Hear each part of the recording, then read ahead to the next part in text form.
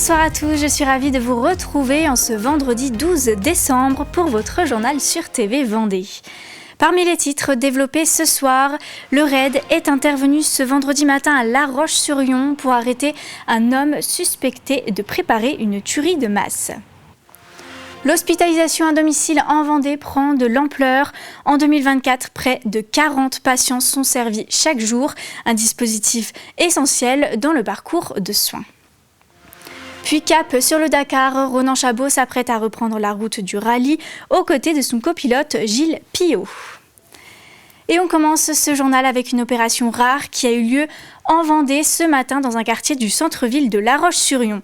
Le RAID, l'unité d'élite de la police nationale, est intervenu pour interpeller un homme âgé de 41 ans, suspecté de préparer une attaque armée.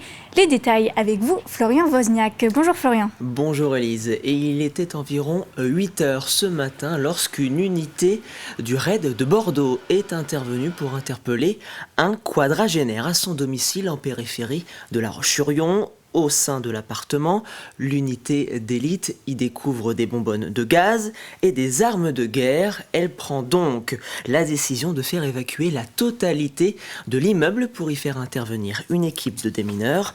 Informé des événements, alors qu'il siégeait au conseil départemental, le maire de La Roche-sur-Yon, Luc Boire, a réagi à la mi-journée. Il était au micro de Simon Philippot. À aucun moment dans ce dossier, et aucun lien ne peut être effectué avec une tuerie de masse ni avec un quelconque aspect religieux des choses. Il s'agit d'un déséquilibré qui est suivi par un médecin. Son médecin a alerté les forces de l'ordre parce qu'il supposait quelque chose d'inquiétant chez son patient. Il a bien fait, on le remercie. On remercie aussi tous les gens qui ont dû quitter leur logement pendant cette opération importante. Et le parquet de La Roche-sur-Yon a quant à lui confirmé qu'un homme sans antécédent judiciaire avait été interpellé pour menace de mort dans un cercle privé, puis placé en garde à vue. En pleine période de marché de Noël, le maire de La Roche-sur-Yon a indiqué via un communiqué de presse que la vigilance des forces de l'ordre allait être renforcée. Merci beaucoup Florian pour toutes ces précisions. On continue sur le domaine de la sécurité. Face à la hausse des actes de délinquance qui touchent les exploitations agricoles, l'État renforce sa réponse. Le préfet de la Vendée a réuni la Chambre d'agriculture, les syndicats, la gendarmerie et la procureure pour signer une nouvelle convention de partenariat. Objectif, mieux prévenir, réagir plus vite et coordonner l'action de tous les acteurs du monde rural.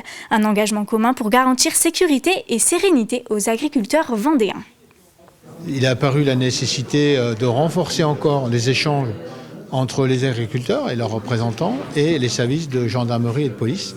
L'objectif, c'est de pouvoir recueillir tous les faits, tous les signaux, et de pouvoir, quand un fait est constaté, de pouvoir intervenir très rapidement.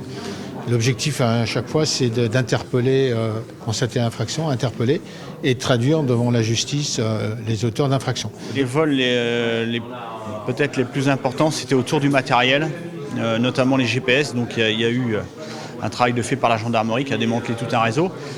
Mais c'est des vols récents, les vols de gasoil, de matériel électroportatif, parfois de tracteurs. Et il y a aussi des phénomènes de dégradation, donc les réserves de substitution en Sud-Vendée, ce qui est complètement insupportable.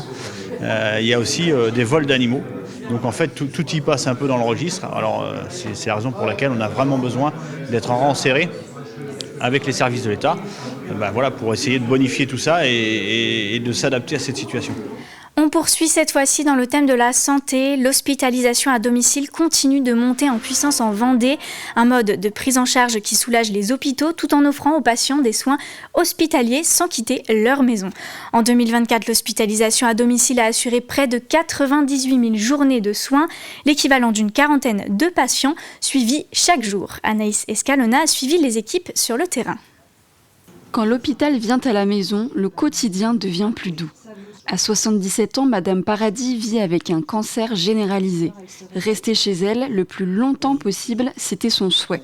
Une volonté devenue réalité grâce au service d'hospitalisation à domicile. J'ai la chance d'habiter un appartement qui me permet de profiter de la mer, du kitesurf, Donc ça m'aide à me remettre. Le fait que l'HAD puisse venir, c'est beaucoup plus agréable qu'un hôpital. Le suivi est millimétré. Une infirmière lui rend visite tous les 15 jours pour évaluer son état et organiser les passages des soignants libéraux. Alors on voit des patients tous les jours. Au niveau de la coordination, on fait un suivi patient. Alors on le voit à l'admission, premier jour d'HAD. On le revoit à une semaine pour vérifier qu'au niveau de l'organisation, c'est satisfaisant. Et ensuite on fait un suivi approximatif tous les 15 jours, sachant qu'on a un logiciel informatique avec le dossier informatisé et qu'on a accès tous les jours aux transmissions qui peuvent être mises par les intervenants libéraux. Avec le virage ambulatoire et le désir des patients de rester chez eux, l'hospitalisation à domicile connaît un boom en Vendée. Le service doit désormais répondre à des demandes toujours plus nombreuses et accompagner un panel de pathologies très large. On prend en charge tous les patients. Quelle que soit leur situation géographique ou financière, ou même si c'est des personnes qui sont dans la précarité ou qui sont seules, il n'y a pas de critères là-dessus. Vraiment, ce qui va faire foi, c'est les critères de prise en charge liés à la charge en soins. Il faut savoir qu'on prend tous les âges, des enfants. Là, on va développer la néonate. Après accouchement, jusqu'aux personnes âgées. Chaque jour, plus de 250 patients sont suivis sur le territoire, un chiffre en constante hausse. L'hospitalisation à domicile s'impose donc comme un pilier du système de soins vendéen.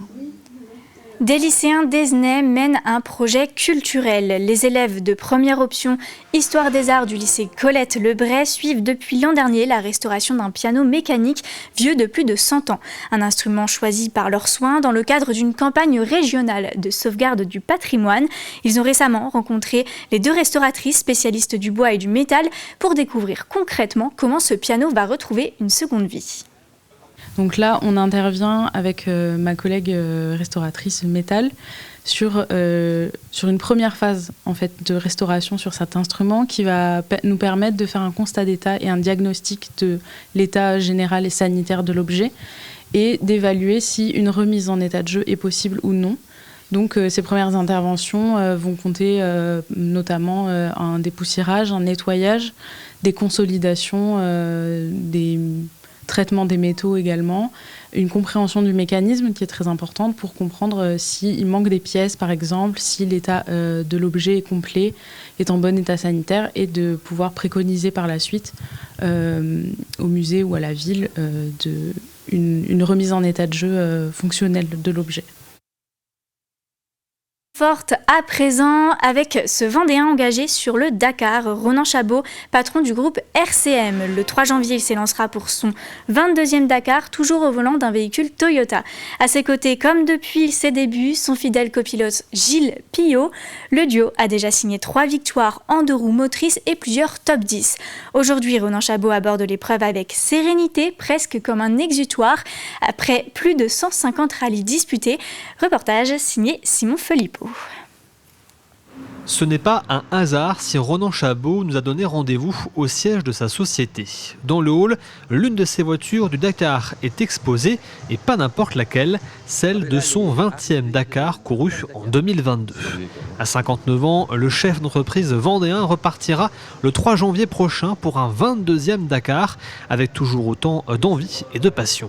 On a fait une pause d'1 an, on a fait le Dakar 2024, on a refait une pause cette année et on repart pour le Dakar 2026 parce que ça nous manque, parce qu'on l'a décidé, parce que je vis ça intensément avec le même copain copilote, hein, ça commence pareil. Et ça nous manque et de le regarder à la télé, c'est quand même pas terrible. On préfère être dans l'auto et tant qu'on peut. Alors ça prend beaucoup de place dans une ville, Dakar, quand on vous a fait ça presque depuis un quart de siècle. On se dit, il y a plein d'autres choses à faire aussi, mais globalement, quand on ne le fait pas, ça nous manque, quoi. Voilà. Pour Ronan Chabot, le Dakar, c'est surtout l'histoire d'une longue amitié avec Gilles Pillot, son copilote, depuis sa première participation. Ensemble, ils ont tout connu. Les victoires dans la catégorie de roues motrices, les top 10 au classement général, mais aussi les galères inhérentes à la course. On fait tout ensemble, quoi. On est dans 3 mètres carrés pendant 10 000 km. Et puis bon, il y a la course, il y a aussi toute la préparation autour, il y a les quelques rallyes qu'il faut faire pour régler et puis se mettre en jambes. Il y a les appels, il y a les détails. Non, on se connaît super bien, quoi. Et on a trouvé cette espèce de bel équilibre, un peu la tête et les jambes, quoi. le pilote, il faut que le pilote ait confiance dans le copilote, et le copilote ait confiance aussi dans le pilote, parce que ça va vite, parce qu'on ne peut pas avoir quelqu'un qui a les chocottes à côté et réciproquement. C'est avec cette nouvelle voiture que Ronan Chabot et Gilles Pillot vont écrire une nouvelle page de leur histoire avec le Dakar, un véhicule élargi et encore plus performant que le précédent, avec lequel ils espèrent réaliser la meilleure performance, mais surtout profiter de l'aventure. Et Ronan Chabot n'est pas le seul Vendéen à participer au Dakar. Thierry Bétis s'apprête à prendre le départ de son 8e Dakar en moto. Vous pouvez d'ailleurs retrouver sa réaction sur notre site tvvendée.fr. Et pour clore ce journal, un rendez-vous festif ce week-end, la 17e édition de la balade des Pères Noël organisée par l'association Asphalte 85. Le convoi prendra le départ samedi 13 décembre depuis le Puy du Fou, avant de traverser Chambretot, Les Herbiers, Chantonnay et La Ferrière pour terminer au lycée Saint-François d'Assise à La Roche-sur-Yon. Cette année, les bénéfices seront reversés aux associations Kids Day et Rêve d'enfants. Jetons maintenant un rapide coup d'œil à la météo de ce week-end. Samedi matin, le temps restera nuageux, mais le soleil fera son apparition dès l'après-midi et tout le dimanche. Les températures seront douces pour la saison, autour de 13 degrés, alors profitez-en pour sortir et profiter un peu du soleil. Et c'est la fin de ce journal. Merci à tous de l'avoir suivi. Prochain point sur l'actualité, ce sera demain pour le récap de l'actu de la semaine avec l'hebdo. D'ici là, passez un très bon week-end sur TV Vendée.